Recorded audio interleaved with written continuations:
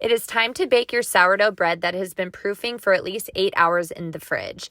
You're going to want to grab a piece of parchment paper that is heat rated for at least 450 degrees. You can find that on the label of the parchment paper box, and flip your dough right out onto the parchment paper. Look at how well that dough came out of the Banneton because we pre-seasoned it. Make sure to let this air dry completely before storing and putting away. You're also going to want to make sure that you have previously preheated your oven to 450 degrees with your Dutch oven inside for at least an hour so that it's nice and hot when it comes to baking your dough. Wipe off any excess flour off the top just so that we have an even layer of flour there. If you need to add a little bit more, that is okay too. Just make sure to spread it out evenly. I like adding a little bit extra flour if I'm going to go for a contrasting score so you can really see the difference between the bread and the floured part after scoring your dough. It makes it really, really pretty. And then we're going to take all of the extra, or as much as you can, of the flour off the parchment paper and grab your bread lom with the razor already attached to do your scores. Here, I'm going to do a decorative wheat stock score. This is a great way to start learning how to do decorative scoring. And you want to make sure to just do shallow little cuts here into a wheat stock design. At this point, I really like getting creative and doing all kinds of different designs and experimenting with different things. It is so much fun. Then you're going to do a long expansion score on the other side. This is where you're going to create that ear when it's baking and rising in the oven. From here, you're going to take your parchment paper, be very careful, and place your dough into your preheated Dutch oven.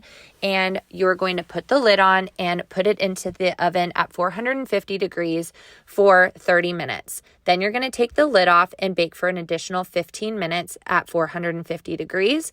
Once it is done, we will pull it out. And this is my absolute favorite part, when you get to admire your beautiful sourdough after all of that work of putting it together.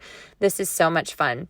Look at how beautiful that contrasting flour looks against the dough, and you can really see our design of our wheat stock pop there and that beautiful ear that was created.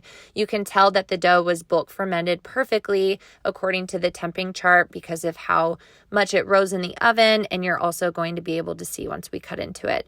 So you're going to place it on a wire cooling rack to cool for at least an hour before you cut into it. Look at how great the bottom of that looks. It is so perfect. I am so excited for this part. Every single time I pull a loaf out of the oven, it is so satisfying to look at all of your hard work pay off. And finally, after your bread has cooled for at least an hour, it is time to cut into it. You don't want to cut into dough straight out of the oven because it may get gummy on the inside if it is still piping hot.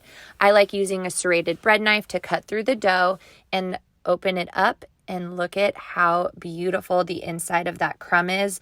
The crumb is the inside part of the sourdough. It is beautiful and airy and fluffy, and it is going to taste delicious. So I like to place it on the cutting board, just the half of it, and cut this way. That way you get perfect little slices every single time. And I promise you, this is going to be one of your new favorite hobbies, and even something that you can use to make an income from your home, to help support your family, to bridge that gap, and to even create a micro bakery out of your very own kitchen. I am so excited for you, and congratulations on your first loaf.